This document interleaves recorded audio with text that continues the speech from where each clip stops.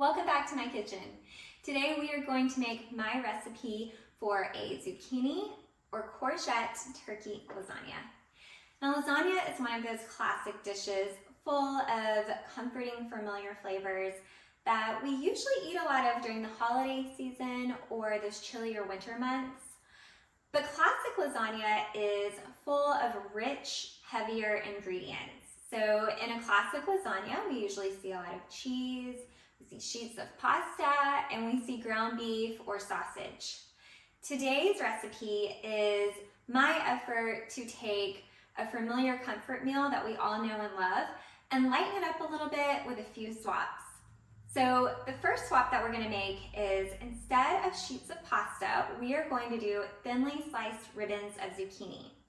Then instead of ground beef or sausage, we are going to do a ground turkey breast. And instead of cheese, we're going to do a cashew bechamel, which I think you're really going to like, so stay tuned for that. To get started, I am going to go ahead and thinly slice our zucchini, and then I'll set that aside. Then we'll chop our onion and garlic, and we'll saute that in a pan with a little bit of olive oil. Then we'll add in our ground turkey breast, and we'll let that brown. Then we'll come back and we'll add in a jar of marinara sauce and some diced tomatoes, and we'll let that simmer on the stove. While that's cooking, we'll make our cashew bechamel, and then when that's done, we'll assemble everything into a pan.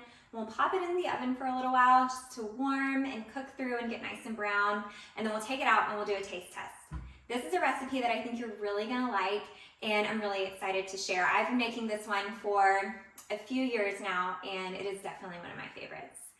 So let's not wait any longer. Let's get started.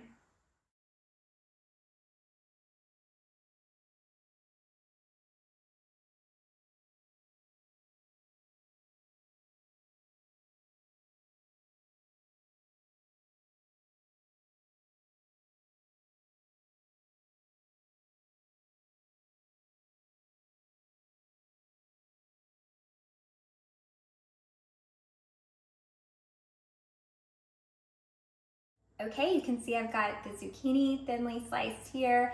I used about 2 medium zucchini, but depending on the size of your pan, you could use a little bit more. But this is about how thin you want to aim for. They're going to cook through really nicely like this. Now, if they do break, or you have an oddly shaped zucchini and you have a few small pieces, that's not a big deal. They'll come together in the pan and they'll cook through, and you won't be able to tell the difference.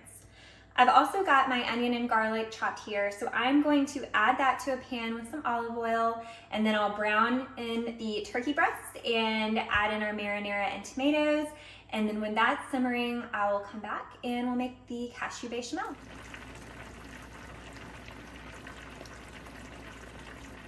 My red sauce is simmering on the stove, and I'm gonna go ahead and make the cashew bechamel. So I start with a heaping cup of raw cashews, and I'm gonna add them to a pan, cover them with a little water, and let them boil for about 10 minutes or so until they're soft. Then I'll rinse and drain them in the sink, and I'll add them to the blender. I'm also going to add 1 to 2 tablespoons of ghee. Ghee is naturally cheesy in flavor, so it's a really great addition to the bechamel sauce. If you do want to up that flavor, you can also add about a teaspoon of nutritional yeast. This, of course, is also cheesy in flavor.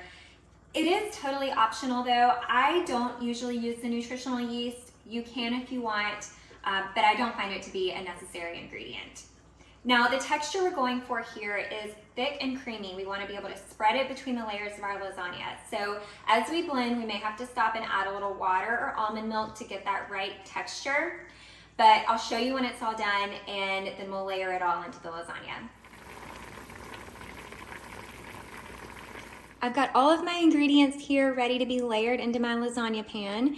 You can see my zucchini that I set aside over there.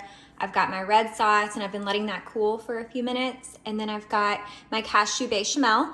So this is a nice, thick, creamy texture, and we are going to layer that into the lasagna. So let's go ahead and assemble everything. Okay, I've got a well-loved lasagna pan here. I think this is a 9 by 13, so any 9 by 13 pan will work perfectly fine. And I'm gonna start with just a small layer of red sauce in the bottom. just because I don't want my zucchini to stick to the bottom of the pan. So you just kind of want to very lightly coat the pan with the red sauce. Okay, and then I'm going to start layering in the zucchini, and we'll just push each piece right up close to the other one. And I'll show you if you get a short piece like this, so you'll just lay that into the pan, and then you can line it up with another small piece and layer it over. So it's not a big deal if your zucchini slices are not perfect. So we're gonna go ahead and finish up this first layer here. Let's see. Okay, and then we will scoop red sauce on top to cover that first layer. We're probably going to go through this for about 4 layers. That's usually what I can get out of this recipe. Okay, that looks good.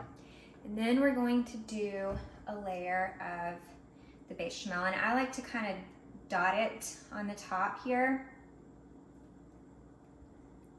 And then I'll spread it around. It doesn't have to fully cover this layer. We just want to make sure we've got that flavor incorporated throughout a little bit here. Okay, and we'll start with our next layer.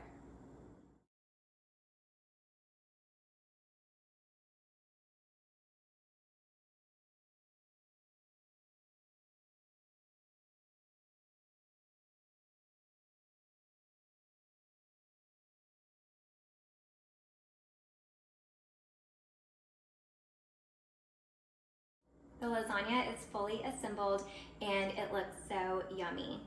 I'm gonna pop it into the oven at 400 degrees Fahrenheit for about 30 to 45 minutes. You will want to watch it while it bakes though, because if it does start to get a little too brown on top, you can always cover it with a lid. But we wanna make sure that the zucchini is cooked all the way through and it's nice and bubbly. So I'm gonna go ahead and put this in the oven, and I'll see you back here in about 45 minutes. The lasagna is out of the oven and it looks perfect. I baked it for right at 45 minutes. So let's go ahead and give it a try. I'm gonna cut a little piece here. And I can tell the zucchini is cooked all the way through. It's still really hot.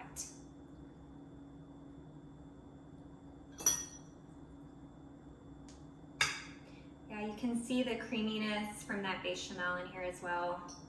Looks really good.